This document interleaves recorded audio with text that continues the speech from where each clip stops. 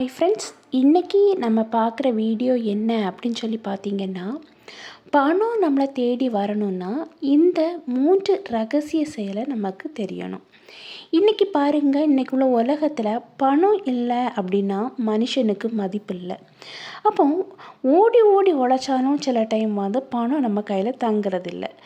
எதுக்கு தங்கலை அப்படின்னு சொல்லி பார்த்தீங்கன்னா, நமக்கு அந்த பணம் நம்மக்கிட்ட இருக்கக்கூடிய அந்த ரகசிய செயல் தெரிய மாட்டேங்குது. சிலவங்கிட்ட கேட்டிங்கன்னா சொல்லுவாங்க, யாராவது உழைக்கிறேன்ப்பா, ஆனால் கையில் என்ன ஒரு காசும் என் கையில் தங்கவே மாட்டேங்குது அப்படின்னு சொல்லி. அதுக்கு காரணம் என்ன அப்படின்னு சொல்லி பார்க்கலாமா? பணம் நம்மளை தேடி வரணும்னா சில செயல்கள் நமக்கு தெரிஞ்சாகணுங்க. நம்ம என்ன பண்ணுவோம், நம்ம வாழ்க்கையில் எந்த ஒரு தெளிவான ஒரு முடிவும் இல்லாமல் இருப்போம். அதாவது நீங்கள் ஓடி ஓடி உழைக்கிறீங்க, அந்த உழைக்கிற காசை நீங்கள் என்ன பண்ணுறீங்க? அதில் தெளிவு இருக்கா? என்ன வேணாலும் வாங்கிக்கலாம் அப்படின்னு சொல்லி ஒரு மைண்டு செட்டப்பில் இருந்துட்டு, தனக்கிட்ட காசு இருக்குல்ல அப்படின்னு சொல்லிட்டு எது தேவையில்லையோ அதை ஓடி ஓடி போய் வாங்குவோம். ஒரு தெளிவு இருக்காது. நம்ம வாழ்க்கைக்கு இது தேவை, இது தேவையில்லை. நம்ம வாழ்க்கையில் தேவையானது மட்டும் நம்ம வாங்கினா போதும், நமக்கு தேவைக்கு மட்டும் நம்ம காசை சம்பாதிச்சு செலவு பண்ணால் போதும் அப்படிங்கிற அந்த தெளிவு முதல்ல உங்களுக்கு வேணும். நீங்கள் அந்த தெளிவே இல்லாமல் ஓடி ஓடி உழைச்சா வர உங்கள் கையில் காசு தங்காது. இதுதான் உண்மை. ஏன்னா நீங்கள் எதெல்லாம் ஆசைப்படுறீங்களோ அதெல்லாம் வாங்கி குவிக்கிறது. இப்போது எக்ஸாம்பிளுக்கு சொல்கிறேன், உங்கள் கையில் ஒரு மொபைல் இருக்குது, அந்த மொபைல் உங்கள் தேவைக்கு போதும். ஆனால் புதுசாக ஒரு மொபைல் வருது அப்படின்ன உடனே இருக்கிற காசை எல்லாம் கொண்டு நம்ம மொபைலுக்கு கொடுத்துட்டு, அதுக்கு பிறகு சாப்பாட்டு செலவுக்கே மாத கடைசி ஆன உடனே கண்கள் கலங்கி நிற்கிற ஒரு சூழ்நிலை எத்தனையோ குடும்பங்கள் இருக்குது. அப்போது ஒரு திட்டமிடுதல் நம்ம லைஃப்பில் இருக்கா? அதை முதல்ல யோசித்து பாருங்க. திட்டமிட்டு வாழ்க்கையை நடத்துங்க அப்படின்னு சொல்லுவேன். ரெண்டாவது பார்த்தீங்கன்னா, சேவிங்.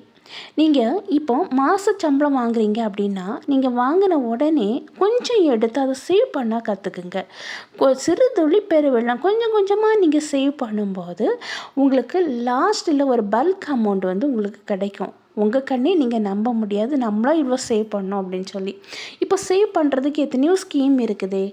அதில் ஒன்றுமே இல்லை அப்படின்னா ஒரு உண்டியல் வாங்கி வச்சு நீங்கள் அதில் சேவ் பண்ணலாம்.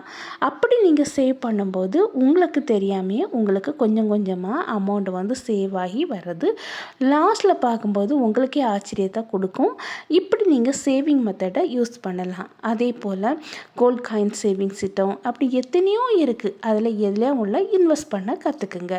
நெக்ஸ்ட்டு பார்த்தீங்கன்னா, புது புது திறமையை வளர்த்துக்குங்க.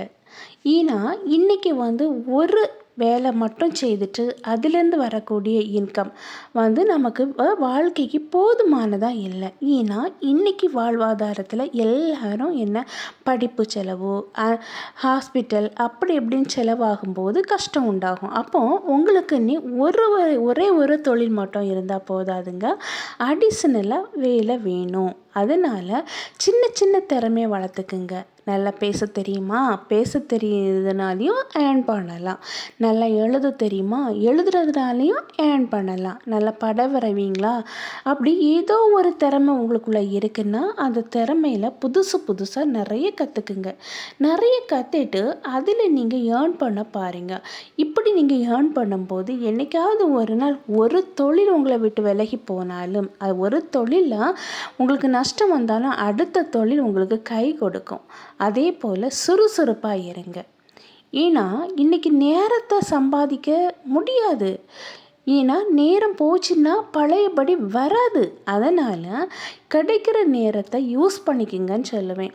நம்மளை நோக்கி என்றைக்குமே வாய்ப்பு வராது, நம்ம தான் வாய்ப்பை நோக்கி போகணும். அப்போது அந்த நேரத்தை பயனுள்ளதாக மாற்றுங்க. நீங்கள் இந்த நேரத்தில் என்ன பண்ணுனா நம்மளுக்கு நிறையா சேவ் பண்ண முடியும், நிறைய அமௌண்ட் நம்மளுக்கு ஏர்ன் பண்ண முடியும், அதை யோசித்து அதில் நீங்கள் அந்த நேரத்தை செலவு பண்ணலாமே. ஆன்லைனில் எத்தனையோ ஒர்க் இருக்குது, வேலை இருக்குது, அதை நீங்கள் ட்ரை பண்ணுங்கள். வீட்டில் எத்தனையோ பெண்கள் வீட்டில் சும்மா தான் உட்காந்துட்டு இருக்கீங்க. அப்படிங்கும்போது ஆன்லைனில் வேலை பார்க்கலாம். தையல் தெரிஞ்சுன்னா தையல் கற்றுக்கலாம். இன்றைக்கி எவ்வளவோ நம்ம தொழிலில் வந்து கற்றுக்கு அதில் நம்ம முன்னேற பழகிக்கலாம். முதல்ல உங்களுக்கு அந்த தொழிலை தொடங்கும் போது உங்களுக்கு வருமானம் குறைவாக இருந்தாலும் விடாமுயற்சியோடு நீங்கள் அதை ட்ரை பண்ணும்போது கண்டிப்பாக என்றைக்காவது ஒரு நாள் நீங்கள் சக்ஸஸ் லெவலில் வருவீங்க. பாருங்கள், யாருக்கிட்டேயும் கை நீட்டி நம்ம வந்து காசு வாங்கி தான் நம்ம செலவை பார்க்கணும் அப்படிங்கிற ஒரு நிலைமைக்கு இருந்தால் அது ரொம்ப கஷ்டம் அப்படின்னு சொல்லுவேன். உங்களுக்கு என்ன தேவையோ அதை வாங்கணும் அப்படின்னா நீங்கள் முதல்ல உங்கள் டைமை பிரயோஜனம் உள்ளதாக ஆக்கி நீங்கள் உங்கள் வாழ்க்கையை மேம்பட தொடங்குங்க. யாரையும் எதிர்பார்த்து நிற்காதீங்க.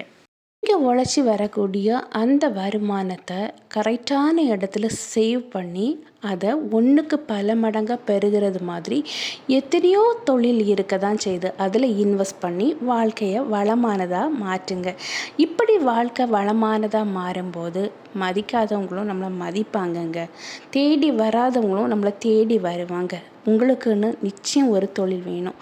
அந்த தொழிலில் கிடைக்கக்கூடிய வருமானத்தை நீங்கள் கரெக்டாக திறமையான ஒரு இடத்துல இன்வெஸ்ட் பண்ணி அதை இன்னும் பெருக நீங்கள் ஒரு சரியான பலமாக மாறுங்க. அதே போல் அனாவசிய செலவுகளை தவிர்த்து தேவையானதை மட்டும் வாங்கி நம்ம இருக்கும்போதே நம்ம சேவ் பண்ணுற இன்னொன்று நம்ம உழைச்சி கையில் கிடைக்கிற அந்த காசும் வேஸ்ட்டாக போகாது. தேவைக்கு செலவு பண்ணுங்கள், சேவ் பண்ணுங்கள். கண்டிப்பாக உங்கள் உடம்பு ஆரோக்கியத்திலையும் கவனம் செலுத்துங்க. ஆரோக்கியம் இருந்தால் தான் வாழ்க்கையில் நம்ம ஏர்ன் பண்ண முடியும். இது முக்கியம். நிறைய பேர் என்னென்னா வேலைக்கு போகிறேன் அப்படின்னு சொல்லிட்டு தன்னுடைய உடம்பை கவனிக்காமல் விட்டீங்க. அப்படிங்கும்போது உங்கள் வாழ்க்கையில் பணம் இருக்கும், காசு இருக்கும், ஆனால் அதை சந்தோஷமாக அனுபவிக்க நம்ம உடம்பு ஆரோக்கியமாக இருந்தால் மட்டும்தான் முடியும்.